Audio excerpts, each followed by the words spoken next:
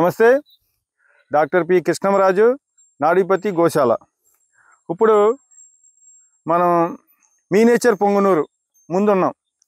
మనం మీనేచర్ పొంగనూరు గురించి అలాగే షార్ట్ బీట్ గురించి చాలా మనం చెప్పుకున్నాం.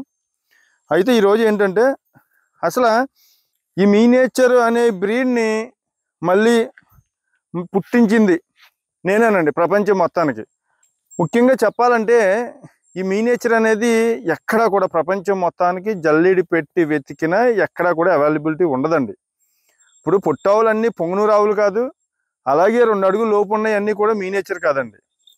ఇది నేను మీనేచరు దీన్ని ఎలా సృష్టించాను, దీని వెనక ఉన్న రహస్యం ఏంటి అనేది ఒకసారి మీకు చెప్పాలనుకుంటున్నా. ఎందుకంటే చాలామంది మన వీడియోస్ చూసండి కొన్ని చోట్ల మీనేచర్ నా దగ్గర ఉంది, మీనేచర్ అమ్ముతామంటే తెలియక కొంతమంది కొనుక్కున్నారట.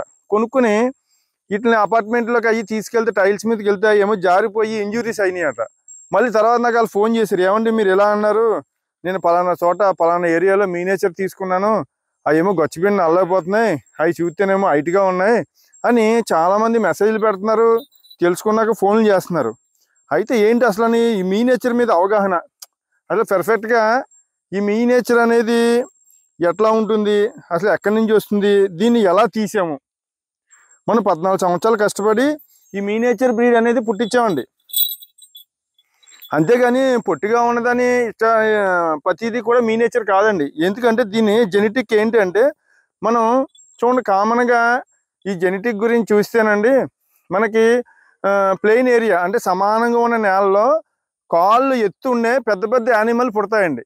ఎందుకంటే అవి మరి నేల మీద గబగబా నడాలంటే, నేల తరగాలంటే కొంచెం పెద్ద కాళ్ళు కొంచెం పెద్ద ఎత్తులో ఉంటాయి. దీన్ని బట్టి ఏంటంటే భూమికి సమానమైన నేలలో గ్రావిటేషన్ ఫోర్స్ ఎత్తులో ఉన్న యానిమల్స్ ఎక్కువగా పుడతాయండి.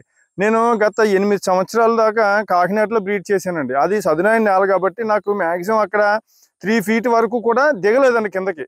తర్వాత ఏం చేశాను, ఇది కొండ మధ్యలో నేను తీసుకున్నాను. ఎందుకంటే ఈ ఏరియాలో ఇక్కడ బ్రీడ్ చేయటం వల్ల పుట్టే ప్రతి యానిమల్ కూడా భూమికి గ్రావిటేషన్ ఫోర్స్తో పుడుతుంది. ఎందుకంటే ఇది నేను చెప్పేది కాదండి, బాడీలో జీన్ వేరండి. అయితే ఆ జీన్ ఏం చేస్తుందంటే మనకున్న పరిసరాలను బట్టి జీన్ అనేది చేంజ్ అవుతుందండి. ఇది అనేది నేను తెలుసుకోగలిగాను అనమాట. ఈ జీన్ని చేంజ్ చేయాలంటే ఏం చేయాలంటే ఈ కొండ ప్రాంతంలో పెట్టడం వల్ల ఇక్కడ ఉన్న యానిమల్ ఏంటంటే ఏం పుట్టినా కానీ భూమికి తక్కువ గ్రావిటేషన్ ఫోర్స్తో పుడతాయి. అంటే భూమికి ఎత్తు తక్కువగా ఉంటాయి. ఇప్పుడు వెనకాల కాళ్ళు చిన్నగా ఉండి బాగా తక్కువ హైట్ ఉన్నాయే కొండలు ఎక్కగలవుగా.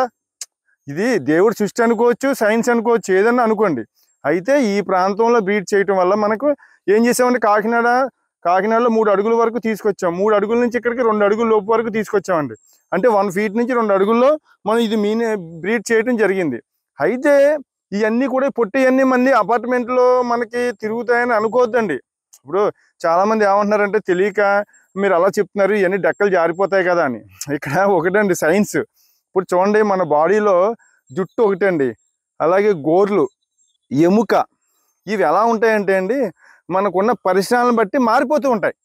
ఇప్పుడు ఫర్ ఎగ్జాంపుల్ మన ఇక్కడి నుంచి జమ్మూ కాశ్మీర్ కానీ హిమాలయాలు కానీ తీసుకెళ్తే అక్కడ ఏమవుతుందండి, జుట్టు ఎక్కువగా బొచ్చి వచ్చేస్తుంది. ఇప్పుడు దాని బాడీలో జీన్లో లేదు, బ్లడ్లో లేదు, కానీ ఎక్కువ బొచ్చి ఎందుకు వచ్చిందండి అక్కడ అంటే అక్కడ వాతావరణాన్ని బట్టి జీన్ అనేది చేంజ్ అయింది. అదేవిధంగా ఇప్పుడు వీటిని ఏం చేస్తున్నామంటే మేము 2 అడుగుల లోపు ఉన్నదాన్ని పక్కాగా మేము ఓన్లీ అపార్ట్మెంట్ కల్చర్లోనే అంటే టైల్స్ ఉన్న ఏరియాలోనే మాత్రమే పెంచుతున్నామండి. ఇది ఏమవుతుంది, టైల్స్ ఉన్న ఏరియాలో పుట్టి అక్కడ పెద్దదయ్యి అక్కడే డెలివరీ అవుతుంది, మళ్ళీ పుట్టేది కూడా ఆ టైల్స్ మీద మళ్ళీ పెరిగి మళ్ళీ పెద్దదయ్యి మళ్ళీ పిల్లల్ని పెడుతుందండి. అలాగే 2 నుంచి 3, 4 జనరేషన్ లోపల ఏమవుతుందంటే అండి ఇది అపార్ట్మెంట్కి తగ్గట్టుగా ఇది డిజైన్ అవుతుందండి. అంటే మ్యూటేషన్ జరుగుతుంది. ఎలా మ్యూటేషన్ జరుగుతుందంటే మనం ఒక ఇండేర్లో పెట్టడం వల్ల ఇప్పుడు దాని డెక్కలు ఏముంటాయండి, మనకు ఇప్పుడు గోరు ఎలాగో వీటికి డెక్కలు, ఇప్పుడు ఈ డెక్కలు ఎలా ఉంటున్నాయంటే అండి పల్సగా, అంటే ఒక స్టిక్ లాగా అతుక్కునే నైజంగా ఒక స్మూత్గా తయారవుతున్నాయండి. దీనివల్ల ఏమవుతుంది, గచ్చు మీద జారే స్వభావం అనేది ఇది ఉండట్లేదు. ఇంకోటి ఏంటంటే హైట్ ఇంకా తక్కువకి సంతరించుకుంటుంది. ఎందుకంటే ఇది పుట్టింది ఇవి ఉన్నాయండి. ఇప్పుడు వీటిని ఏం చేస్తున్నాం, మేము కొన్ని వాటిని సెపరేట్గా అపార్ట్మెంట్స్ తీసుకుని బ్రీడింగ్ చేస్తున్నానండి. అందులోనే పుట్టిన వెంటనే ఏం చేస్తాం, అపార్ట్మెంట్లోనే పెడతామండి.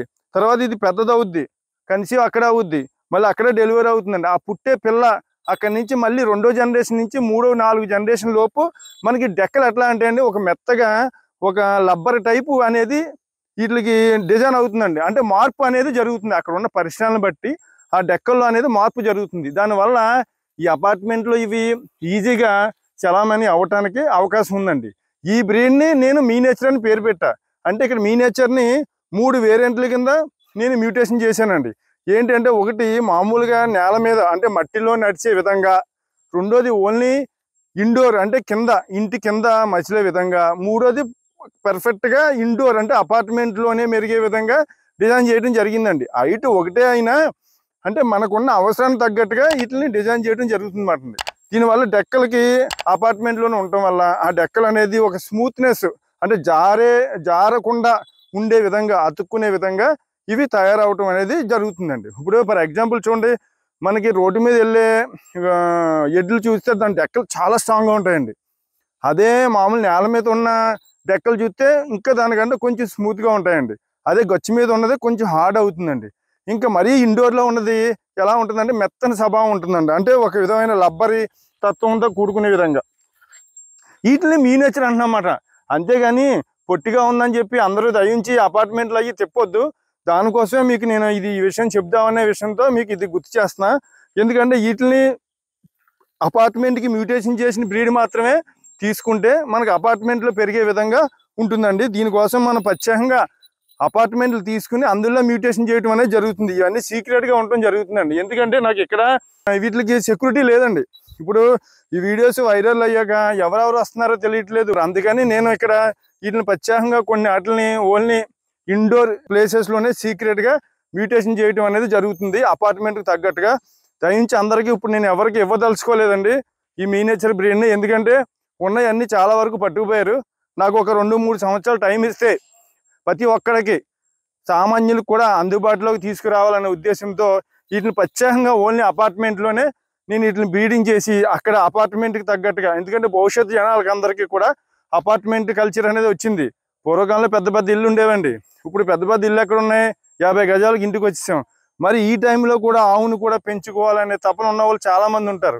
ఇంకోటి ఏంటంటే మన భారతీయ కల్చరు ప్రతి ఇంట్లో కూడా ఒక గోవు అనేది ఉండాలి. ఆ కల్చర్ని తీసుకురావాలనే ఉద్దేశంతో ఈ ఆవుల్ని చిన్న సైజ్ చేశానండి. చిన్న సైజ్ అంటే అడుగున్నర, మ్యాక్సిమం 2 అడుగుల లోపు. వీటిని నేను ప్రత్యేకంగా అపార్ట్మెంట్లోనే అంటే టైల్స్లోనే మ్యూటేషన్ చేస్తున్నాను. నాకు ఒక 2-3 సంవత్సరాలు టైం ఇస్తే అందరికీ అందే విధంగా నేను ఈ ప్రాజెక్ట్ని తీసుకురావాలని మీ అందరి ఆశీస్సులతో నేను కోరుకుంటున్నానండి.